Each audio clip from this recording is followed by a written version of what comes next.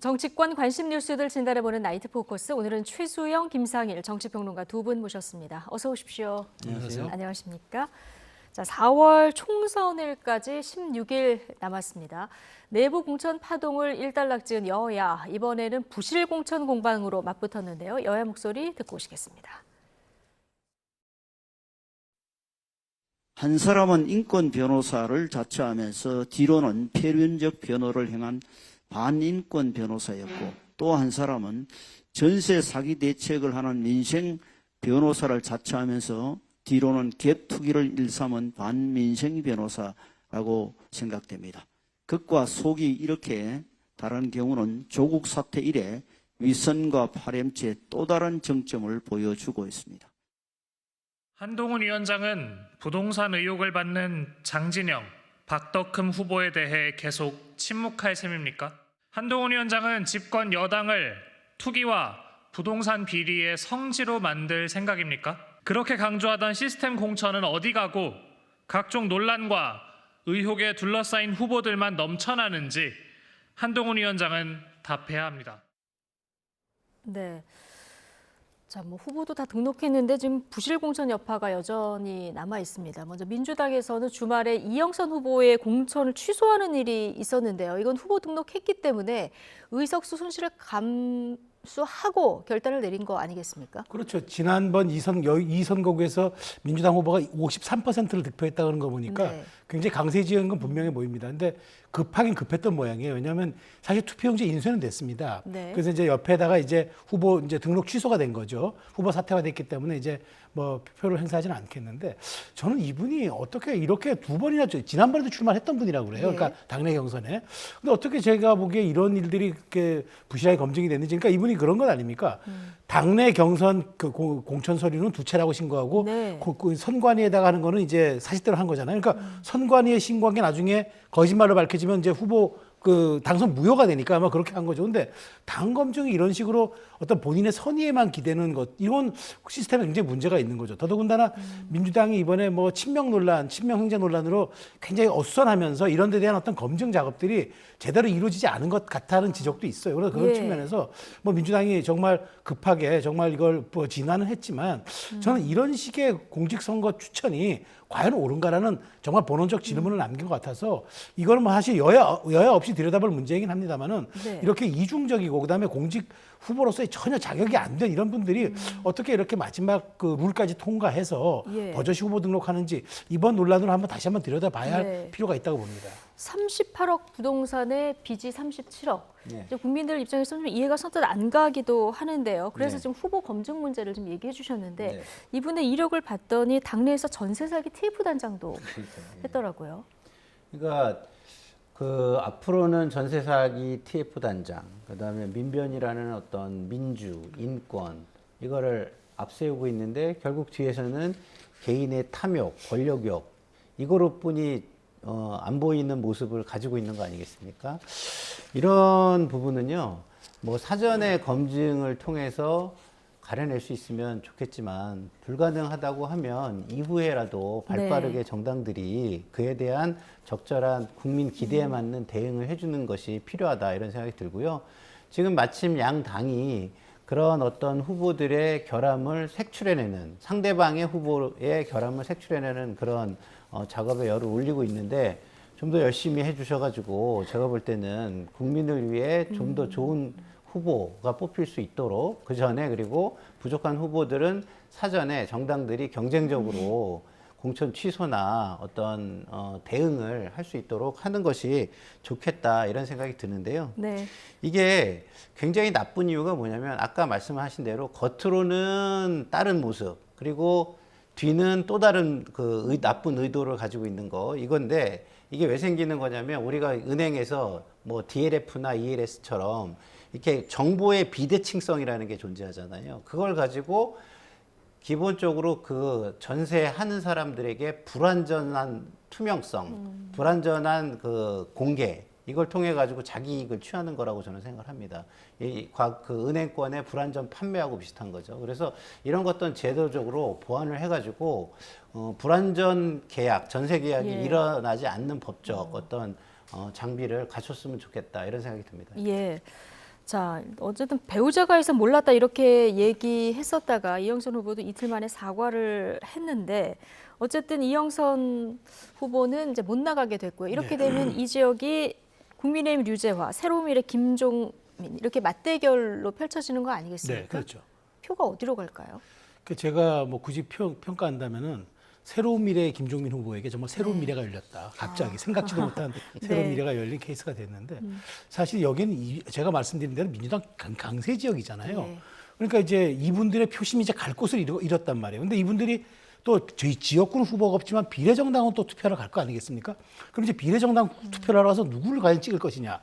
그 민주당에서 이재명의 사당화를 비판해서 나왔던 그 김종민 후보를 찍을 것인가 아니면은 차라리 이제 민주당이 그 정말 찍을 수 없으니 내가 투표는 비례만 찍고 투표를 기권하겠다. 굉장히 경우의 수가 많아졌는데 그래서 저는 이게 세종갑 지역은 이제 투표율이 변수가 될 거라고 봐요. 그러니까 네. 어찌 보면은 비례대표 후보 투표와 지역구 후보 투표가 이른바 그 말하자면은 불일치할 가능성이 좀 있다고 봐요. 여기는 찍고 여기는 투표를 기권할 수도 있다고 보기 때문에 저는 그래서 이 지점에서 한번 또 봐야 할 것은 정말 그분들이 투표장까지 가서 선택을 안 한 후보가 최악의 또 비호감 후보 아니겠습니까? 그러니까 그런 것들도 또 하나의 관심 변수가 될 것 같아서 본의 아니게 세종갑 지역이 또 하나의 말하자면은 그 관심 선거구 혹은 네. 이제 그 결과를 들여다볼 때 해석의 여지가 있는 선거구가 됐다는 거 이거 한번 관심 포인트로 봐야 할 것 같습니다. 네. 투표장에 얼마나 나가느냐 세종갑 지역이 이것도 이제 관전 포인트라는 말씀이신데요. 네. 동의하십니까? 예, 맞습니다. 예. 예, 기본적으로 조국 대표도 투표를 하는데 뭐 김종민 후보를 투표를 안 할 이유는 저는 별로 없다고 보거든요. 그래서 중요한 것은 투표장에 나가는 것이다라는 것이고요. 그리고 좀 전에 우리 최수영 평론가님 말씀해 주신 대로 어쨌든 민주당 비례 민주연합이죠. 네. 그 더불어민주연합의 비례, 그다음에 조국 혁신당의 비례 후보를 뽑기 위해서 투표를 하러 나가면 지역구 투표를 그냥 버리지는 못할 거 아니겠습니까? 그러면은 국민의 후보를 할 것이냐, 아니면은 야당 후보를 할 것이냐 이런 어떤 선택의 기로에 놓이는데 제가 볼 때는 기본적으로 그 두 민주연합이나 조국혁신당을 찍는 사람들은 그래도 정권 심판을 선택하지 않을까 이런 생각이 예. 들어서요. 말씀하신 대로 김종민 후보에게는 굉장히 좋은 기회가 열렸다. 그리고 뭐 여기에서 앞으로 남은 캠페인 기간 동안 야권의 단일 후보잖아요. 야권 유일 후보, 단일 후보를 좀 강조하면 네. 또 뭐 투표율도 그리 많이 떨어지진 않지 않을까 저는 개인적으로 그렇게 네. 생각합니다. 김종민 후보에게 새로운 미래가 열렸다. 여기엔 두 네. 분 모두 동감을 하시는 것 같고요. 자, 김경률 비대위원이 그런데 민주당 내 지금 갭투기 의혹이 있는 후보들이 더 있다. 오늘 굉장히 강하게 이 얘기를 하던데요. 대표적으로 이제 김기표 후보, 경기 부천 을인데요. 뭐 어떤 의혹입니까?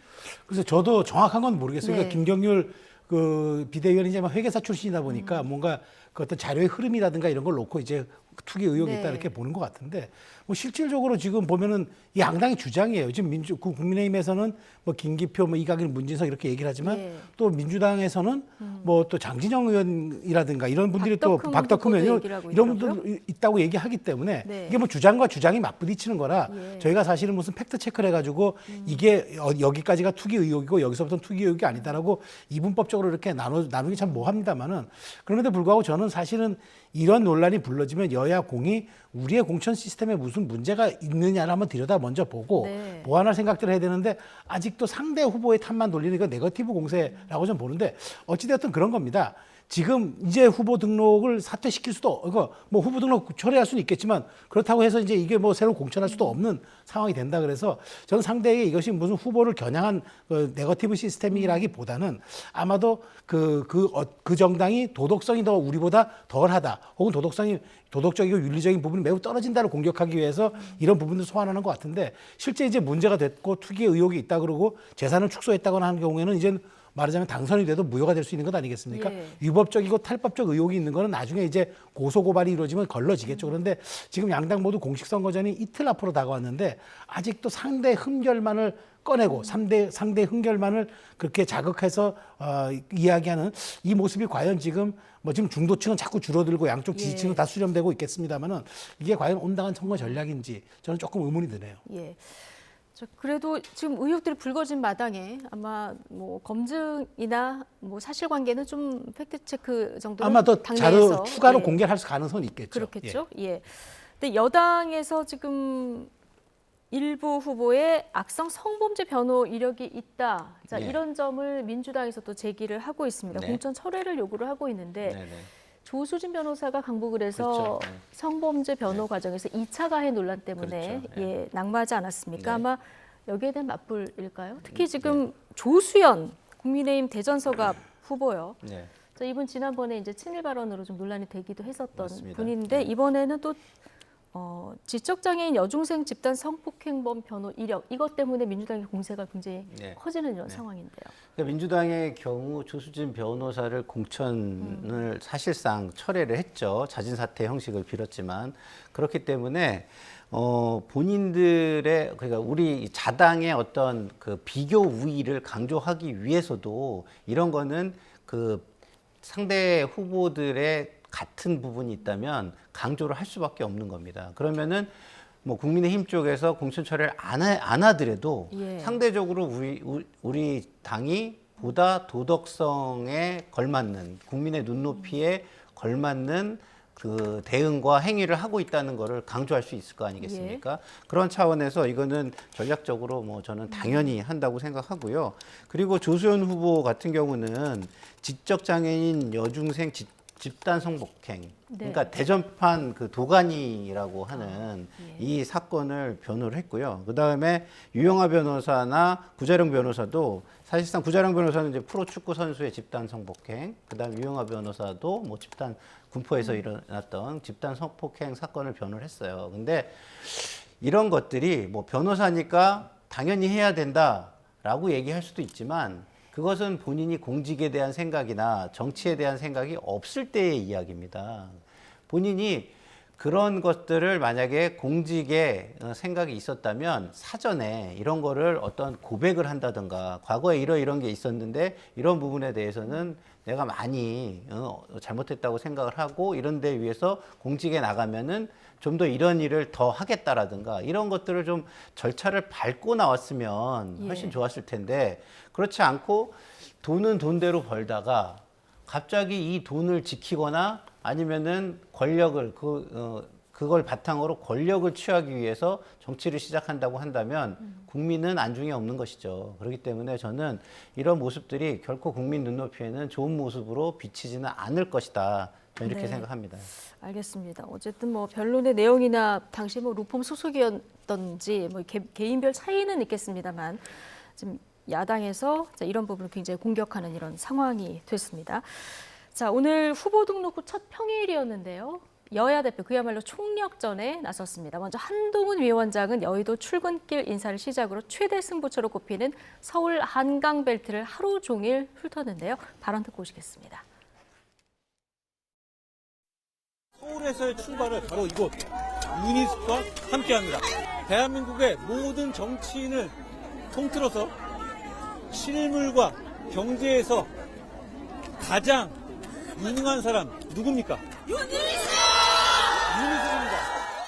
시민들이 뭘 원하시는지를 압니다. 그렇기 때문에 국민의힘이 바로 해내는 사람, 실천하는 사람 이대훈을 보냈습니다. 여기서 그때보다 더 나은 경륜으로 더 나은 지원을 받아서 여러분이 원하는 재개발 이슈 반드시 풀어낼 사람입니다. 성동 갑을 후보를 지원하는 이런 발언 지금 듣고 오셨는데 오늘 영등포구인 여의도역에서 출근길 인사로 시작을 해서 어디를 돌아다녔는지 저희가 그래픽으로 좀 정리를 해봤는데요. 자, 그다음에 한양대, 또 왕십리역, 신당동 떡볶이타운, 강동구 암사시장, 천호동 로데오 거리까지 그야말로 뭐 쉴 틈 없이 네. 지원 유세를 오늘 벌이는 모습이었습니다. 동선에 함축된 전략과 메시지를 어떻게 읽고 계십니까? 지금 수도권이 위험하다는 신호죠. 네. 지금 보면은 그 다 격전지들입니다. 그러니까 지금 성동갑 그렇죠.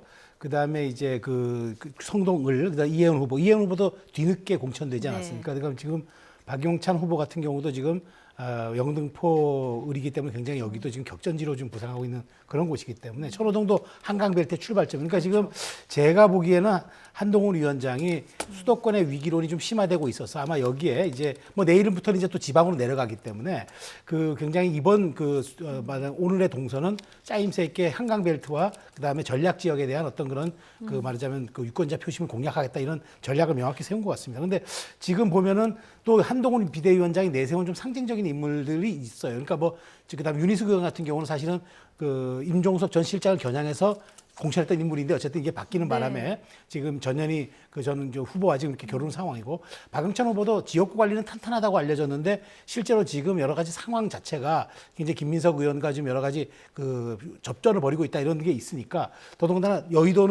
여의도가 포함되어 있는 상징적 지역 아니겠습니까? 그런 측면에서 굉장히 공을 들이고 있는 것 같은데 어쨌든 한동훈 위원장 입장에서는 수도권 위기론을 진화해야 되고 또 수도권 위기론을 돌파해야 되는 절체절명의 어떤 그런 목표가 있기 때문에 또 지금 아마 내일에는 대구라든가 PK를 갔다 오겠지만 수도권은 제가 보기에 굉장히 많은 시간과 공을 들이면서 아마 지원하지 않을까 저는 그렇게 생각합니다. 예, 사실 이 한강벨트 하면 지난 총선에서는 국민의힘이 한 석밖에 못 가져갔습니다. 그렇죠. 그것도 네. 용산에서 굉장히 가까스로 이겼는데 네. 대선에서는 또 민심이 바뀌어서 이번에 여긴 좀 격전지로 붙어볼 만하다 했는데 네. 막판에 또 수도권 위기력이 부상한 이런 상황 아니겠습니까? 그렇죠. 그러니까 한동훈 비대위원장이 공천 과정에 있어서 상대적 우위를 점했는데 그것을 대통령실에서 한 방에 날려버렸죠. 그래서 지금 정권 심판론의 바람이 거세게 불고 있습니다. 거세게 불고 있어서 지금 수도권에서는 뭐 여러 가지 지표를 보면은 뭐 느껴지고 그 현장에서 사람들을 좀 만나서 의견을 물어봐도 느껴지는데 일단 정권 심판론이 강하게 작동하기 시작을 했다. 이것은 저희가 느끼고 있는 것이고요. 그런 위기감에 한강 벨트 지역, 특히 말씀하신 대로 격전지 지역을 돌면서 지원 유세를 펼치고 있는데 문제는 이겁니다. 한동훈 비대위원장의 인기는 지금 종속 변수인 거예요. 독립 변수로 작용하지 못한다. 정권 심판론에서 독립 변수로 작용을 하려면 결국엔 윤석열 대통령의 아바타 느낌을 지우는 것이 선결 과제가 아닐까 이런 생각이 들고요. 그게 지워지지 않는 상황에서는 그냥 윤석열 대통령이 낸 상처에 빨간 약 좀 발라주고 다니는 정도? 근본적인 뭐 항생제 처방이라든가 수술은 못하는 정도? 이런 것으로 보이기 때문에 더 강력한 예, 반전의 기회를 예. 잡아야 할 것으로 보입니다. 네, 자 이재명 대표는 오늘 낙동강 벨트를 찾아서 후보 지원 사격에 나섰는데요. 무엇보다 정권 심판 노래를 키우는 데 주력했죠. 발언 듣고 오시겠습니다. 이런 나라 이렇게 망가지는 거 순식간에 망가지는 거 본 일 있어요? 차라리 없으면 낫지 않았겠습니까? 건드는 것마다 다 망쳐놔요. 이제는 우리가 주인이라는 것을 선포해야 합니다. 이 나라 주인이 바로 우리다. 우리가 권력과 예산을 맡긴 이유는 다 우리를 위해서 열심히 충실하게 일하라는 것이었지. 언제 그렇게 땡땡이 치고 무심하게 자기들 권력이나 누리라고 했습니까? 결국 우리가 행동하는 것밖에 없다. 실천하는 것밖에 없다. 맞습니까? 네! 차라리 없으면 낫겠다. 이재명 대표 발언 수위가 점점 좀 높아지고 있는데요. 정권 심판론 지금 적극적으로 부각하는 이런 상황입니다. 이재명 대표 동선을 보면 오늘 삼성중공업으로 시작을 했죠. 일정을 창원, 김해, 양산 자 이렇게 돌았는데요. 자, 이 전략은 어떻게 보십니까? 거기는 이제 민주당 입장에서는 사수를 해야 하고 또 일부는 찾아와야 되는 지역인데 사실 이 지역이 이제 말하자면은 국민의힘 입장에서는 중진 재배치를 통해서 탈환해 오겠다고 의지를 보낸 지역 아니겠습니까? 그러다 보니까 그 이재명 대표 입장에서는 방어도 해야 되겠지만 실질적으로 여기에서 한번 해볼 만하다는 생각을 또 가진 것 같아요. 그래서 더 공을 들이면서 PK도 한번 해볼 만하다는 얘기를 계속 이제 하는 것 같은데 저는 최근에 이제 이재명 대표 보면은 조금 이제 그 발언 수위가 좀 너무 높아요. 그러니까 조국 신당을 아마 좀 이렇게 선명성 경쟁에서 예. 의도하는 건 있는데 제가 좀 지적드리고 싶은 말씀은 원래 승부수라는 게 적중하면 승부수인데 그게 맞지 않으면 무리수 내진 자충수가 되는 또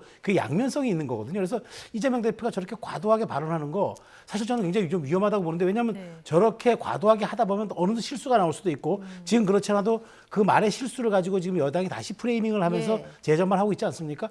그런 측면에서 놓고 보면은 이재명 대표가 지금 아마 그동안에 부자 몸조심에서 좀 탈피해서 이른바 축구로 치면 닥치고 공격이라고 그러나요? 닭공 스타일로 네. 변한 것 같은데 이 닭공이 말이죠. 축구는 재미있게 만들지 모르지만 정치는 굉장히 저품격을 만듭니다. 그런 측면에서 이재명 대표의 지금 이 전략이 과연 앞으로도 유효하게 작용될지 전 한번 좀 의문스럽게 지켜보고 있어요. 네, 지금 조국 혁신당 때문에 더 발언 수위가 높아지고 있다 얘기를 하셨는데 네. 어쨌든 발언을 현장에서 이제 지지자들 호응이 있다 보니까 가끔 이제 도를 넘는 이런 발언들도 나오기도 하고요. 뭐 여야 막론하고요. 근데 주말에 좀 그 도마 위에 올랐던 발언들이 있었는데 네. 이재명 대표의 발언 두 가지. 왜 중국에 찝적거리냐. 네. 그냥 쉐쉐 고맙습니다. 대만에도 고맙습니다. 이러면 되지. 양안 네. 문제 왜 우리가 개입하나 이 얘기를 네. 했던 것이 이제 논란이 좀 됐고요. 그리고 경기도 분도 관련해서 분도를 시행하면 강원 서도로 전락할 가능성이 높다. 예. 이 전락이라는 단어 때문에 여당의 공세가 굉장히 거셌거든요. 네. 어떻게 들으셨습니까? 그러니까 사람이 어떤 분위기가 좋아지면 긴장이 풀어지죠. 긴장이 풀어지면 어떤 그 기분에 도취가 되는데 그 기분에 도취가 되면은 가볍게 말이 나오게 돼 있어요. 신중하고 한 번 더 생각하고 고려하고 이런 게 없어지는데 이거는 굉장히 위험 신호는 맞습니다. 제가 볼 때. 그리고 이 위험 신호가 언제 폭탄이 돼서 돌아오냐면 네. 상대방이 잘할 때 이거는 완전히 비교가 되면서 폭탄이 돼서 돌아오는 것이죠. 근데 그렇지만 지금은 아직까지 이재명 대표는 본인이 세게 얘기해도 정권 심판론이 꺼지지 않을 것이다. 이 정권이 국민 눈높이를 전혀 맞출 생각이 없어 보이기 때문에 그것은 꺼지지 않을 것이다라고 좀 자신하고 이런 얘기를 하는 것 같습니다. 그러나 그렇다 하더라도 조금 더 잘하고 그리고 국민을 위해서 발언하고 하는 모습을 보여준다면 그것이 조금 더 본인의 미래에 그리고 정당의 미래에 국민의 미래에 보다 나을 텐데 지금은 그 부분은 생각 안 하고 그냥 상대를 악마화하고 그다음에 그 악마화한 것에서 어떤 혐오와 증오가 발생하면 그것을 부추기고 선동해가지고 우리 쪽으로 끌어오려고 하는 그런 모습 같아서 중도층에서는 제가 계속 말씀드리지만 정권 심판을 해야 하기 때문에 어쩔 수 없지만 다음에는 당신들이야 라고 생각하면서 투표에 임할 수도 있다. 이런 부분을 명심해야 된다. 이런 생각이 듭니다. 네. 제가 짧게 한마디 예. 말씀드리면은 사실 정치 지도자잖아요. 이제 뭐 지금 야당 이제 총 그 대표를 떠나서 근데 최소한 야당 지도자 그러니까 이런 거라면은 그 모든 국가에 있어서 안보라는 거는요 목숨줄이잖아요. 우리가 경제는 밥줄이라고 합니다. 예. 이 정치 지도자는 이 두 줄을 어떻게든 챙겨야 돼요. 그런데 양안 문제 같은 경우가 어떻게 저렇게 그냥 시시한다고 되는 문제입니까? 우리가 왜 정치는 국경에서 멈춘다는 말이 있잖아요. 최소한 외교 문제만큼은 당리당략적 차원에서 접근하면 안 되죠. 이거는 국가의 미래와 직결된 문제이기 때문에 저런 쉬운 태도 앞으로 총선에서 설령 이긴다고 쳐도 그 남은 2년 반의 민심의 바다를 건너가지고 대선까지 가겠습니까? 저런 인식과 저런 정도의 국제 정세에 대한 안목으로. 그래서 그런 측면에서 제가 잘하면 승부수지만 아니면 무리수하고 자충수가 된다. 네. 꼭 이재명 대표에게 드리고 싶은 말씀이라서 이건 좀 한마디 무리수가 했습니다. 된 발언입니까? 네, 저는 무리수라고 보죠. 저도 좀 짧게 말씀을 드리면 뭐 발언이 과도하고 무리수가 될 수 있다. 그럴 가능성이 충분히 있다고 인정을 하는데 그 나쁜 부분만 보면 여당도 변하지 못한다고 생각합니다. 네. 여당의 문제는 뭐냐? 이 국제 질서가 뭐 기술, 경제, 안보 이쪽 측면에서 신냉전 체제로 국제 질서가 재편되고 있습니다. 이 속에서 우리의 체제가 어떤 것이고 우리의 동맹이 어떤 동맹이다라는 걸 분명히 하는 것은 중요합니다. 그러니까 큰 방향성, 큰 원칙을 분명히 하는 건 좋지만 그거가 아니라 그거에 너무 도취가 돼서 뭐 개개의 사안들을 막 얘기해가지고 다른 나라들을 굳이 자극해가지고 예. 우리의 실익이나 이익을 또 깎을 필요는 없는 것입니다. 근데 그런 부분들이 대통령께서 너무 자주 지금 있고 때로는 너무 과도하다 싶고 그다음에 속도도 그렇습니다. 우리 국민들이 그런 부분에서 경제적 피해가 올 수 있는 국민들이 분명히 존재하는데 그 사람들을 한 번 더 찾아가서 그 현황을 살펴주고 그거에 맞게 속도 조절을 하지 않고 본인이 옳다고 생각하면 독선과 독주를 하고 그것도 속도를 빨리 하는 일방통행 식의 어떤 행정이나 외교를 하는 것에 대한 어떤 경고를 한 것이거든요. 예. 그 부분도 받아들일 자세를 가져야 한다 이런 말씀을 드리겠습니다. 네. 잘 들었고요. 자, 여당 내에서 또 나오는 우려의 목소리 한 가지 좀 짚어볼 텐데요.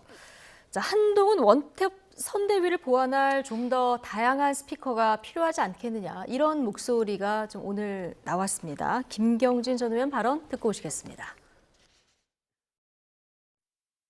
저쪽은 뭐 조국, 이낙연, 이준석, 그다음에 뭐 이재명 등등의 스피커 수가 워낙 많다 보니까 네. 한동훈 한 명이 중과부적이 아닌가 이제 이런 우려들이 조금 있는데 국가의 원로들 또 보수 진영의 원로들이 한동훈 비대위원장을 옆에서 보좌 하면서 네. 국민들에게 국가에 나아갈 방향들 또 국민들이 가려운 방향들을 함께 좀 의견을 나눠주셨으면 어떨까 싶어요. 뭔가 좀 중후한 스피커들이 한 두어 분 더 생겼으면 좋겠어요. 네. 자, 민주당이 지금 이재명, 이해찬, 김부겸 이렇게 네. 3인 체제로 돌아가지 않습니까? 이러다 보니까 이제 국민의힘 내에서 김경진 의원도 그렇지만 오늘 홍석준 의원도 비슷한 얘기를 했던데요. 조금 더 다양한 스피커가 있어야 되지 않느냐. 선거도 얼마 안 남았기 때문에 어떻게 보십니까? 뭐 저는 당연한 지적이라고 네. 봅니다. 사실 공동선대위원장 4명 체제를 뒀지만 뭐 지금 사실 각자 지역구 챙기기 바빠가지고 사실 지금 중앙선대위 나와서 뭐 이렇게 하기에도 바빠요. 뭐 기껏한다고 하는 게 이제 뭐 페이스북에다 글을 올려가지고 이제 입장문을 내거나 하는 건데 그 정도 가지고는 안 되죠. 왜냐하면 저쪽은 지금 뭐 조국 신당도 그렇지만 실질적으로 김부겸 전 총리 같은 경우도 굉장히 전국을 유세하면서 돌고 또 이해찬 지금 선대위원장도 각각 좀 메시지를 내면서 이렇게 지원 사격을 하지 않습니까? 우리가 그 권투 선수가 링에서 경기를 할 때도 그렇잖아요. 한 손만을 쓰면 상대가 방어하기 쉽지 않습니까? 근데 두 손을 섞어서 쓰면은 어떻게 공격이 나올지 모르니까 방어하기 어려운 것처럼 똑같은 이치입니다. 그래서 저는 이제 이렇게 봅니다. 한동훈 위원장이 정말 원톱 체제로 굉장히 그동안 화려한 개인기도 보여주고 한동훈 효과도 보여주고 이런 것들이 있었는 게 분명하지만 이미 그러다 보니까 실제로 좀 약간 피로도도 있고 그다음에 본인이 하는 메시지가 계속 같은 내용들이 좀 반복되다 보니까 이른바 신선도라 그러나요? 이런 점도 있겠고 해서 저는 한동훈 위원장이 좀 젊고 혁신적인 그런 이미지가 있기 때문에 그것을 보완해 줄 수 있는 좀 경륜 있고 중후한 그런 그런 분들이 옆에서 김경진 의원 이야기처럼 포진해가지고 조금 더 말에 힘을 실어주거나 아니면 다른 각도에서 국민들에게 좀 안정적인 모습을 보여주는 것도 이것도 좀 고민해야 된다고 봐요. 아마 이틀 후에는 이제 공식 선거운동 기간에 이제 돌입하지 않겠습니까? 그렇다면 그 전에 이런 것들을 좀 정비해서 할 수 있는 것도 한번 고민해볼 시기는 됐다고 말씀드립니다. 혹시 뭐 떠오르는 분이 있으십니까? 아니 근데 뭐 일각에서는 유승민 의원이 어떠냐 얘기하는데 그 얘기는 조금 논란의 소지가 있을 수 있기 때문에 저는 조금 뭐 굳이 누구라도 생각하지 않아도 한동훈 위원장을 조금 안정적으로 보좌해 줄 수 있는 원로 그룹들도 좋겠다는 생각이 듭니다. 예. 자, 일단 이뉴환 전 혁신위원장이 국민의 미래 선대위원장으로 합류를 해서 이제 같이 다니고는 있습니다만은 자, 어떻게 시너지 효과가 좀 날까요? 글쎄요, 저는 좀 잘 모르겠는 게 빨간색에다가 빨간색을 칠하면 보입니까? 조금 보완할 안 보이잖아요. 메시지를 내줄 인물이 그렇죠. 필요하다. 예. 그 빨간색에는 빨간색을 칠할 게 아니라 좀 더 다른 색을 칠해서 거기에 무슨 메시지인지가 명확하게 보여야 되는 겁니다. 빨간색 바탕에 빨간색으로 아무리 민주당 타파 이렇게 써봐야 뭘 타파 하는지 민주당 이름도 보이지 않습니다. 예. 그러면은 거기에는 빨간색에 뭐 다른 색을 써야 되는 거죠. 그래서 유승민 의원이 논란의 소지가 있다고 하지만 그거는 속 좁은 모습을 보여주는 것뿐이 안 되는 거예요. 어차피 같은 정당 안에 있지 않습니까? 의견이 조금 다르다고 해가지고서 함께 할 수 없다라고 생각하는 것, 그게 민주정당의 모습이 아닙니다. 그래서 그 부분에 대해서 국민들, 중도층은 염증을 느끼고 있는 거고요. 그래서 두 거대 양당에 다 실증을 느끼고 염증을 느끼고 짜증을 느끼고 있는 겁니다. 그래서 그나마 제3의 선택지인 조국 혁신당으로 표가 많이 몰리고 있는 거라고 볼 수가 있는 거라고 저는 분석하거든요. 근데 지금 국민의힘 내에서 도태우 후보 공천 취소만 해도 지금 TK 민심이 술렁술렁하지 않습니까? 자, 그러다 보면 자칫 너무 좀 색깔이 다른 사람들을 보완했을 때 내부에서는 좀 자칫 갈등이 일어나는 거 아니냐 이런 우려도 좀 있지는 않을까요? TK 민심이 술렁술렁 한다고 해서 그거를 완전히 무시하고 예를 들어서 그걸 설득하는 뭐 노력이나 정성스러운 모습이 없다면 투표를 안 하겠죠. 왜냐하면 무시당했다고 생각하니까. 그러나 무시당했다는 느낌만 안 주고 한다면 저 선택을 가지고 그 술렁술렁하는 민심이 투표폭이나 반대 투표로 가지는 저는 절대 않을 거라고 봅니다. 예. 그러면 결국에는 중도층을 좀 더 포용하는 쪽으로 가야 되고요. 그리고 중도층 포용 전략이 효과가 있다고 느끼는 순간 그 술렁술렁했던 민심들은 아, 역시 잘했네. 아, 이 기회에 우리가 전략적으로 더 이런 식으로 해가지고서 세를 확보하고 총선에서 승리로 나가야 되겠네. 이런 식으로 사고가 전략적으로 저는 전환될 것이라고 봅니다. 예. 자, 한동훈 위원장 나왔으니까 하나만 더 얘기하면은 의료 공백 장기화되고 있었는데요. 네. 일단 갈등을 좀 중재에 한동훈 위원장이 나서면서 대화의 물꼬 정도는 터졌는데 이게 어떻게 될까요? 예. 네, 저는 이렇게 생각합니다. 그러니까 우리가 문을 열기 위해서는 네. 문을 강제로 열 수는 없잖아요. 그래서 저는 지금 한동훈 위원장이 대화의 물꼬를 텄다 이 얘기는 뭐냐? 손잡이가 문은 아니지만 일단 손잡이는 잡았다고 생각을 하는 네. 거예요. 최소 손잡이를 잡아야 나중에 문을 열 수 있지 않겠습니까? 저는 그런 측면에서 한동훈 위원장이 이제 문고리에 손잡이에 손을 댄 상황이다. 이걸 과연 비틀어서 문을 과연 열 수 있을지 이제 문제 여부는 한동훈 위원장에는 정치력이 달려 있다고 봐요. 왜냐하면 대통령께서 이제 어떤 형태로든 총리도 지원에 나서고 물꼬를 트게 하고 한동훈 위원장이 이렇게 배려한 거는 저는 전략적 허용을 했다고 보는 건데 제가 한동훈 위원장이 그동안 법무장관 이렇게 많은 또 그 경험은 쌓아왔지만 실제로 어떤 첨예하게 충돌하는 이런 문제에 대해서 갈등과 조정 능력을 발휘하는 것도 네. 해본 적이 없기 때문에 정치력의 시험대에 올랐다고 저는 생각이 들어요. 그래서 저는 이렇게 생각합니다. 어쨌든 정치라는 것이 불확실성을 확실성으로 이제 좀 보여주고 그다음에 국민들이 불안해하거나 뭔가 잘 보이지 않으면 제대로 보여주게끔 가시거리를 좀 안정적으로 확보해 주는 게 정치의 역할이잖아요. 네. 그럼 그렇다면 지금 아직은 서로가 마주보고 달리는 열차처럼 치킨 게임 양상을 하고 있는 건 맞아요. 그렇지만 한동훈 위원장이 어쨌든 전략적 허용에 대한 대통령실의 어떤 그 배려를 받은 만큼 저는 2, 3일 사이에 선거운동 기간 돌입하기 전이라도 의사협회도 지금 조금 약간 전향적인 모습이 있어요. 우리가 영명을 요구하는 건 아니다라고 얘기를 합니다. 그러면 어떤 식으로든 저는 절박감이 있으면 이 물꼬를 틀 수 있다고 보기 때문에 최소한 저는 한동훈 위원장이 지금 손잡이는 잡았다. 문의 손잡이는 잡았다. 이게 문을 열지 안 열지 모르겠으나 손잡이는 잡은 상황이라고 평가하고 싶습니다. 예, 손잡이는 잡았다.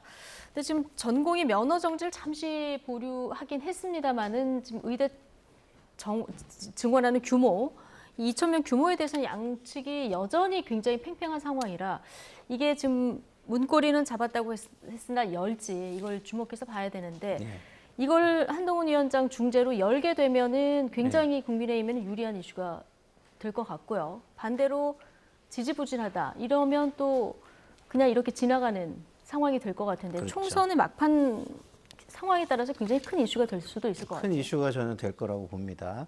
그런데 지금 문제는 뭐냐면 그 한동훈 비대위원장이 교수협의회를 만났을 때 정원의 문제는 논의의 대상이 아니다라고 이야기를 했다는 거 아니에요, 그죠? 그게 이제 뭐 그 교수 협의회 측의 느낌이었는지 아니면은 한동훈 비대위원장이 본인의 말로 직접 한 건지는 모르겠지만 오늘 입장을 보면은 그 부분은 논의의 대상이 아니었다고 얘기를 하고 있습니다. 네. 그러면 가장 중요한 이슈가 논의의 대상이 아니라면 이것이 잘 갈 수 있을까요? 그러면 의사들이나 전공이나 교수, 의사 이런 분들 입장에서는 결국은 하는 척하면서 총선까지 시간을 끌자라는 것으로 보일 수 있습니다. 그러면은 그런 어떤 수에 우리가 넘어가지 않겠다라는 어떤 감정적인 입장을 더 강화할 수 있기 때문에 저는 지금이라도 논의의 대상과 범위는 제한적이지 않다. 모든 것이 다 열려 있다라고 메시지를 의료계 측에 보낼 필요가 있고요. 그리고 거기에서 논의를 시작하는 모습을 보이고 가능하면 성과를 왜냐하면 이 사회가 다양한 생각과 이해관계를 가진 사람들이 모여있는 집단입니다. 근데 사회에서 어느 특정 집단이나 어느 특정 권력이 100% 이기는 게임을 하려고 들는 거는 저는 그거는 독재로 가는 길이라고 봐요. 네. 그럴 수는 없는 겁니다. 어떻게 한 번에 내가 100% 만족하는 결과를 얻어냅니까? 그런 걸 좀 생각하고 정부나 의료계 모두 조금 더 국민을 생각하는 그런 마음으로 대화에 임했으면 좋겠다 이런 생각이 듭니다. 자, 모든 가능성을 열어놓고 대화를 좀 하고 극적 타결이 될 수 있을지 이 부분은 좀 지켜봐야 될 것 같고요. 뒤늦게 여야에서 민생 대책들도 좀 나오기 시작하는데요. 지금 여야 어떤 대책들이 나왔는지 좀 보실까요? 자, 국민의힘에서는 어제 금투세 폐지 정책이 나왔었고 오늘은 저출생 대책이 나왔습니다. 2자녀만 돼도 이제 다자녀 혜택을 주겠다. 뭐 가스요금이나 뭐 전기요금 이런 부분 혜택을 받게 되는 거고요. 3자녀 대학 등록금도 전액 면제하겠다. 자, 이런 대책들이 나왔고요. 민주당에서는 모든 국민의 1인당 25만 원, 가구당 평균 100만 원의 민생회복지원금 지급을 지역화폐로 지급한다는 이런 제안이 또 나왔거든요.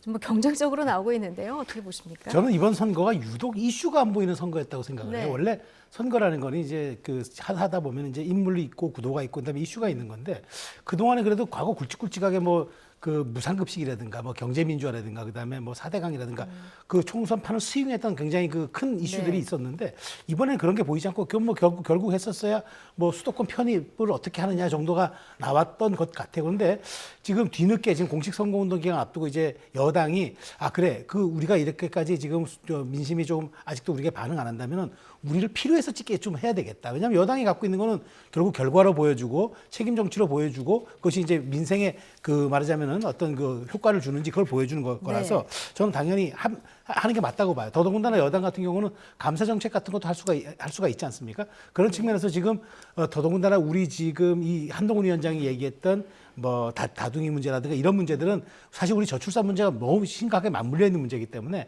저는 그나마 이제 제대로 지적을 했다고 보는데 저는 이제 이재명 대표가 25만 원을 지원하겠다고 하는 거는 이게 사실 현실성이 지금 있는 것도 아니고 과연 지금 재정 긴축의 지금 기조 속에서 이게 하는 게 맞느냐 하는 그런 또 논란도 있을 수가 있어가지고 어쨌든 정치에서 여야가 지금 네거티브보다는 포지티브하게 맞붙는 하나의 정책 선거 구도로 가는 거는 바람직한데 이게 조금 늦은 만시지탄의 감은 있습니다만은 앞으로 더 경쟁적으로 어떤 걸 꺼내놓을지 그 내용을 한번 보고 싶어요. 국민을 위한 정책들이 얼마나 더 나올지. 자, 김상일 평론가는 어떻게 보셨습니까?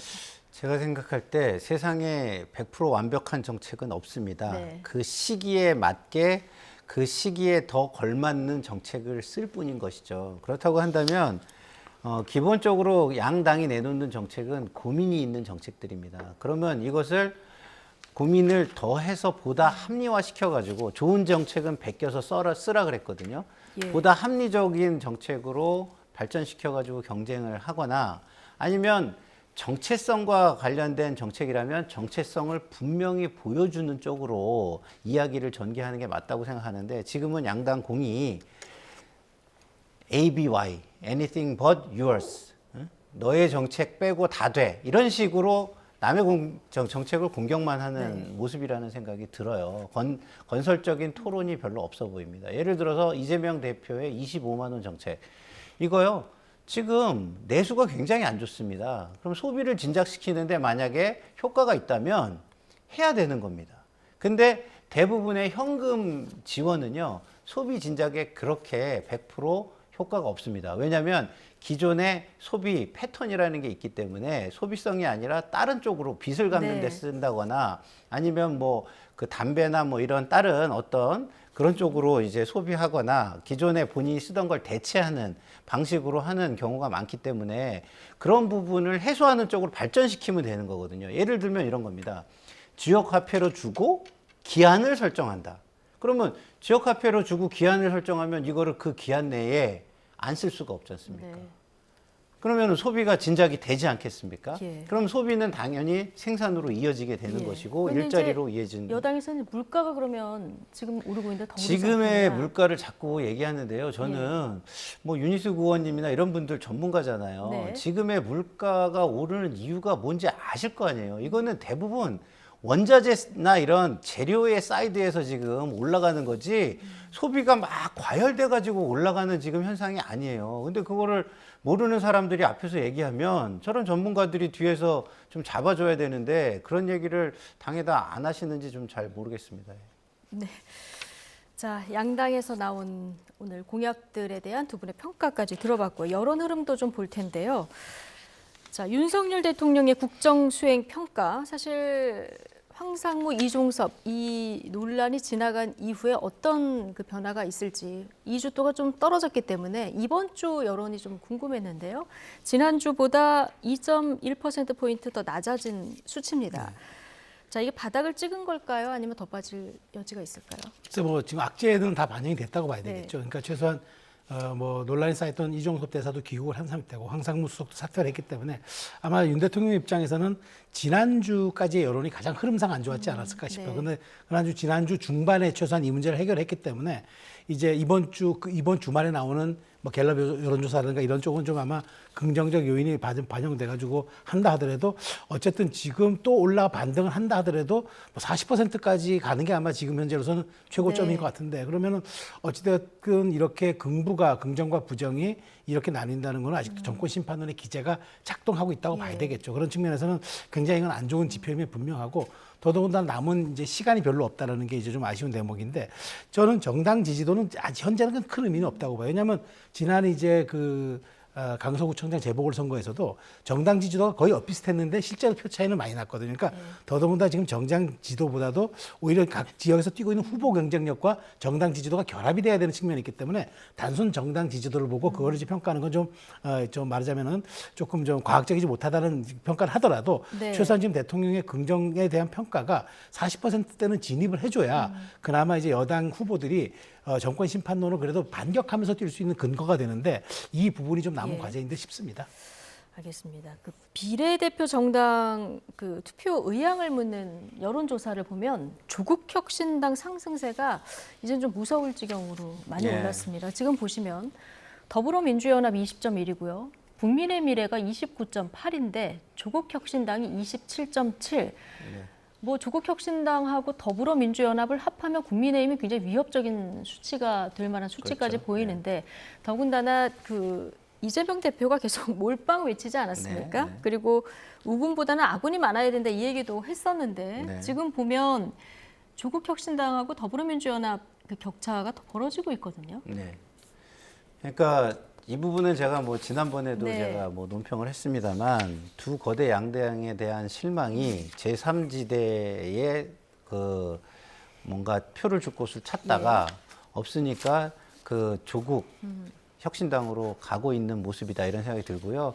그 처음에 촉발은 그 공천 잡음이 비명계들로 하여금 그 분산 투표, 네. 크로스보트, 그러니까 교차 투표를 하게 만든 것이 일단은 처음 시작이었다. 그것이 발판이 돼가지고 세가 모이니까 그 세가 모인 곳에 중도층도 두 정당이 싫은데 줄 곳이 그나마 사표가 안 되는 곳이 저기 같다라고 해서 표를 네. 주는 현상이 지금 이어지고 있는 거 아닌가 이런 생각이 들고요. 네.